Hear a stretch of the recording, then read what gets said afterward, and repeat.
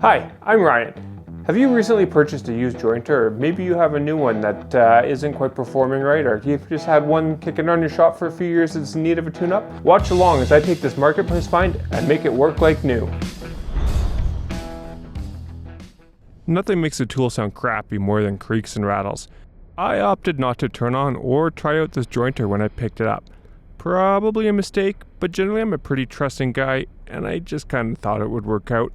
Anyways, when I got it home and connected it all up and fired it up, well, you take a listen.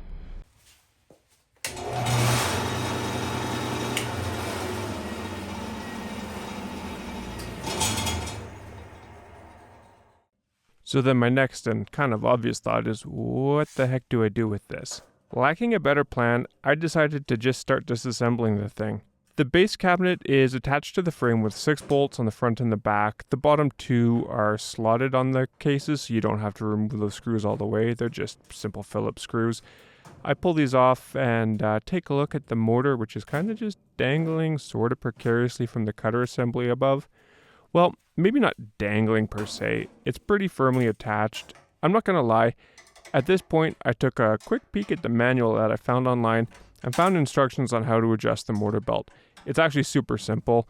You just loosen off the bolts here that attach the motor to the frame assembly, and I pulled down on it till I could get the belt nice and tight and tried to keep the whole motor assembly as level as I could. The other piece that seemed to have a bit of a rattle was this black guard that goes over top of the belt where it connects to the cutter head. It was really close up, so I just loosened the bolts off, slid it back a little bit so there was a little bit of room, and it seems to have fixed that right up. Tried this and tested it a couple times and was able to get it to start, spin up, and spin down with no bad sounds. With that all fixed up, you just slide the back and front panels into place, tighten up the screws, and you are off to the races.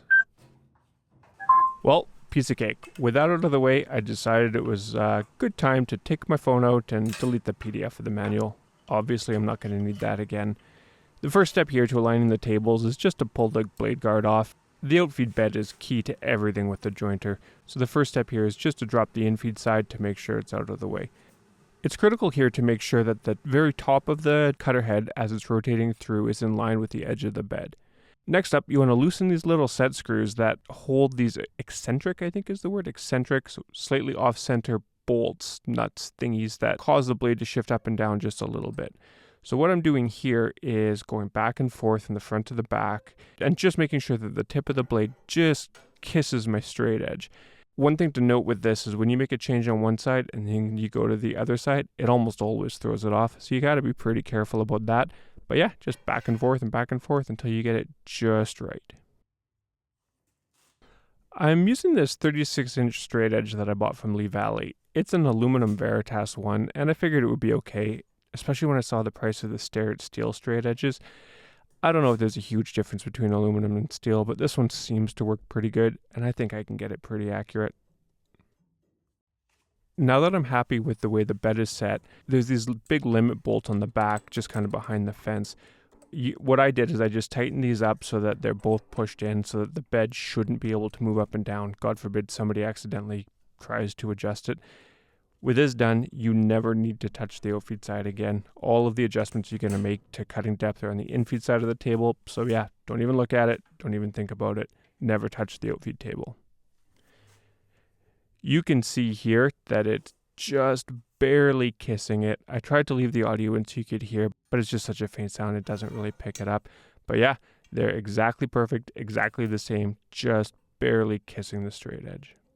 The outfeed side went pretty fast, but it is a fair bit of futzing around. The infeed side, though, is where the fun really starts. So buckle up, let's get on to that. The process here is basically the same. I loosen off the Allen keys that are little set screws for the eccentric nuts. And then I lift up the table so that the infeed side is basically at the same height as the outfeed side, maybe just a hair under, you just don't want it over. What I'm doing here is going back and forth with the feeler gauge. So you want to measure 4 things. You want to measure the front and the back of the infeed table at the cutter head, and you want to measure the front and the back of the infeed table as far out as you can reach. I'm putting pretty good pressure here to hold the straight edge down on the outfeed side so that it doesn't just kind of dip over. So what you want to do here is get it to, I think, about 0.010 of an inch difference at the biggest spot. Honestly, it's going to depend on the flatness of your planer deck, but yeah, I tried for 10 thou everywhere and it seemed to be pretty good. Then you just go around and tighten up all of the Allen key set screws. I found a couple of these a little bit tricky. They fill with sawdust and I think they're kind of easy to strip. So just take your time, tighten them up, and there you go. One of the eccentric nuts at the front is where this little depth gauge thing screws in. It's okay. There's no real way to calibrate it, so yeah, it's just kind of close. I use it just more as a visual reference for how much I'm dropping it from where it was to where it is. I wish there was a way to adjust it and to zero it out, but there's not, so I just go with it and use it for that. You can see me here banging away, just trying to move it forward a bit to get it closer to zero, but no bueno. Okay, now I'm going to make a test cut, but before I do that, I want to make sure I reassemble the guard here just because, I don't want to see what happens if any part of me touches that cutter head. This is pretty straightforward again. Just insert the spring into the hollow shaft of the body, push the nut in, and then you just give it a little twist at the top there as you're bolting it in, and it puts some tension on the spring and tightens right up. That was definitely the hard part and takes a fair bit of time and a fair bit of futzing. One thing I don't like about this jointer is that the fence goes out of square every time I touch it. Getting it squared up is pretty easy. You just loosen the fence angle adjustment with the knob at the top, and then I use a square right next to the cutter head on the outfeed side. Hold it square and clamp down the fence. I always double check it because it can slip, but if you don't move the fence, in my experience, it just doesn't move. It's a pain. I'd like to be able to slide it back and forth, but I just leave it and it works fine. And now it's time for the real test. I just take this piece of red oak that I have that's pretty much square, but thought I'd just run it through to make sure we're not creating a parallelogram here and that everything is working well. It sounds much better, it feels much better. Yeah, just pass it through a couple of times and check it here with the square, and look at that. Hard to pick up on the camera, but it is dead square. But yeah, I'd say this is one well set up jointer.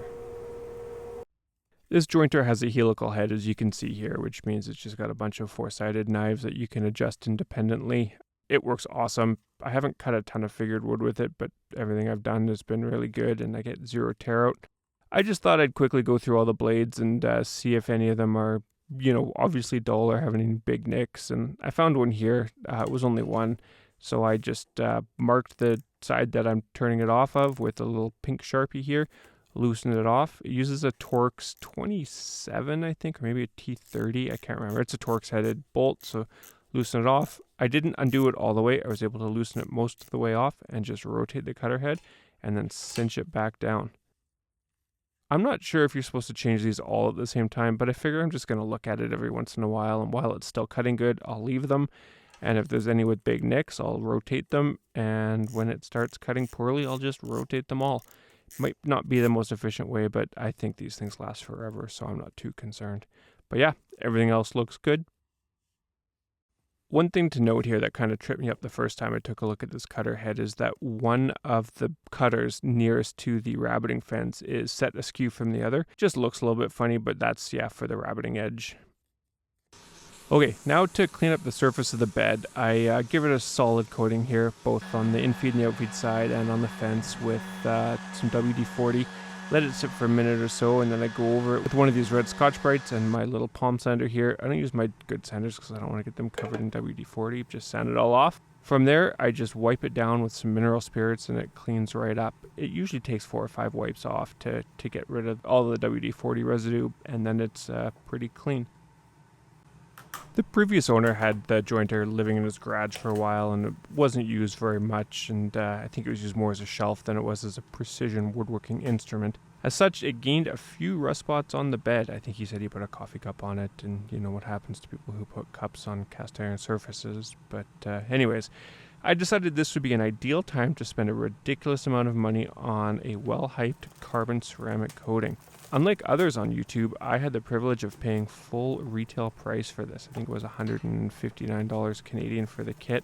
Mostly I bought it for my table saw, but I figured, hey, if I'm going to have it, I may as well use it on this as well. My table saw is connected to my assembly table and is kind of part of my main work surface, so I'm always getting glue and crap on it, and it's hard to keep the rust spots off, so I'm hoping that this helps with that. But let's see how it does on the jointer to start. I'm not going to go through the whole process in detail. There's tons of videos out there, and maybe I'll make one myself when I do the table saw. But it's basically a 3-part system. you have your cleaner, and then you have your ceramic coat, and then you have your kind of glide top coat product that you put on a day or so after. You're supposed to clean it with a cleaner 2 or 3 times. I did that, rubbed it all off. And then there's a pattern they said that you need to use to apply the ceramic coating, and then you level it off with the tapered edge. All in all, it's pretty straightforward to apply. I think you just got to read the instructions and follow them closely, but there's no real surprises here. And then the last step is just to buff it all up with one of the supplied buffing rags. Pretty cool kit. It comes with everything you need. I'd say my only gripe is it's good for 2 tools, but it only comes with 1 applicator. So if, like me, you're not doing both at the same time, you have to buy a second applicator. It comes with plenty of buffing claws, gloves, everything else. It's not a problem. It's just you need to acquire a second applicator if you're not doing both tools at once. And there you have it. This jointer is a real marketplace steal. Pretty happy with the price I got it from. Tuned up perfectly. It's good as new from my perspective. If you like this video, you should check out this one here where I go through how much I fit into my small shop, or this one that YouTube thinks you'll like. Thanks for watching and have a great day.